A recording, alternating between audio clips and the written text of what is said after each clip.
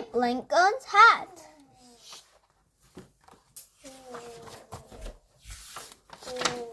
Abe Lincoln didn't have much money, but when he became a lawyer, he wanted to look his best.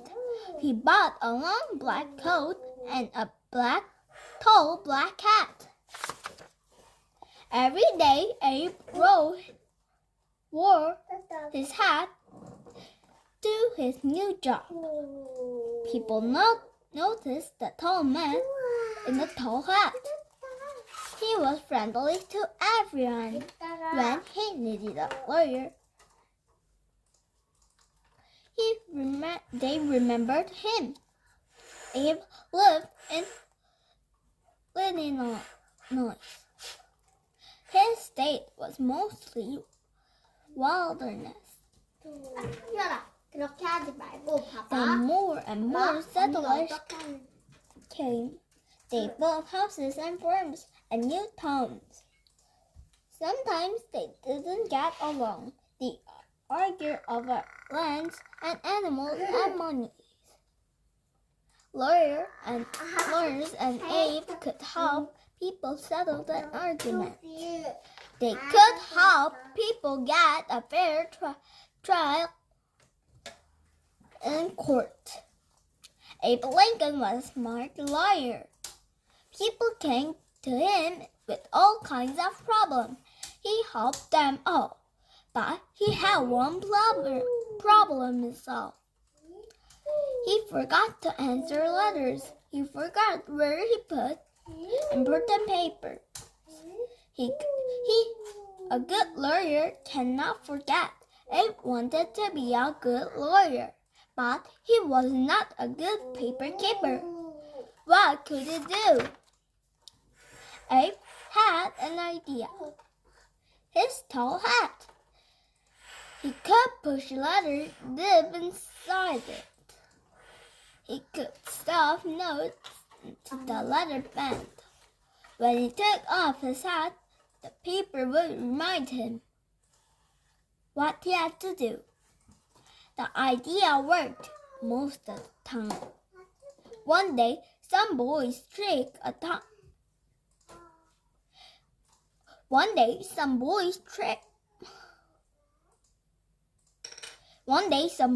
played a trick on Abe. They tied the string across the street. They strung it way up high. Everyone in town could walk under it. Everyone except Abe. Abe walked down the street. The string knocked over his hat. Paper flew everywhere. He bent over to pick them up.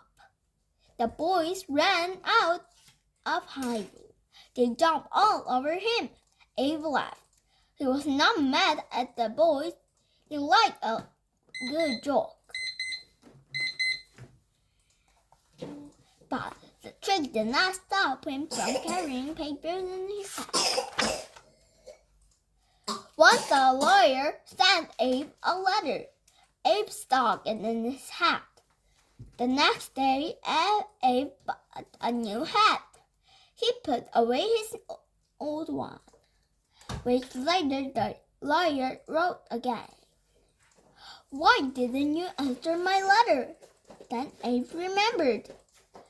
The letter was still in his old hat.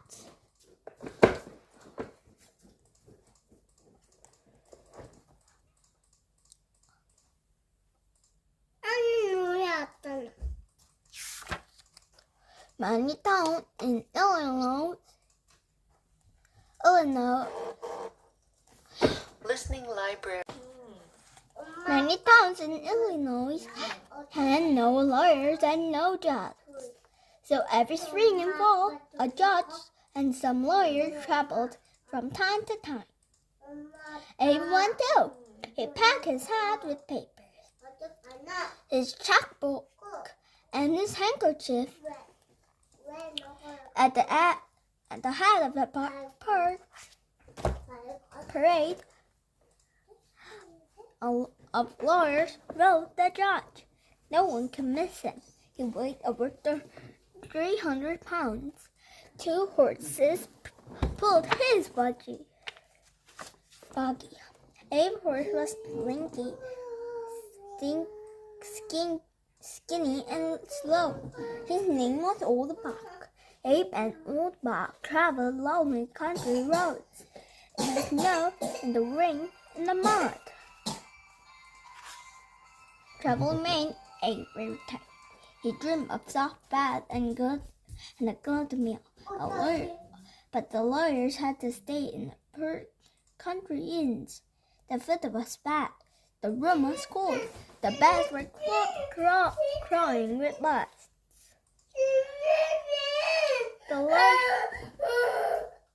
The lawyers had to share beds, except the judge. He had his own bed. Only in the morning, the courthouse bell would ring. Abe hurried to court. Pig lived under the courthouse. Abe had to talk loudly over the grunts and squeals.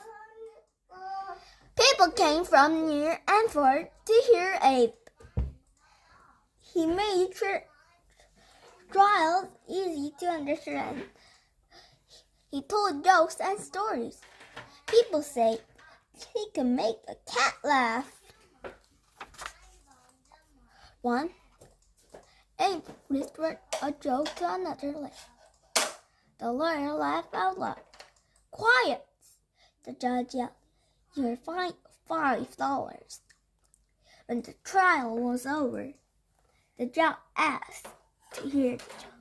He laughed as hard as the lawyer. "That was worth $5, he said. "Forget the fine."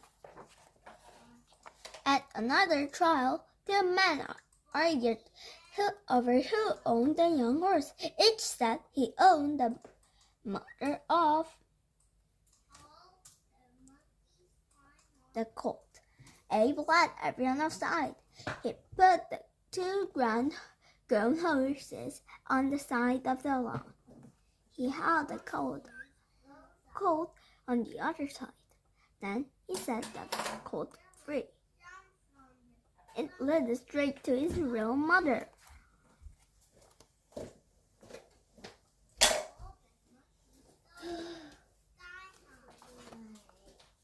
One day, Abe got a letter. It was from Hannah Armstrong.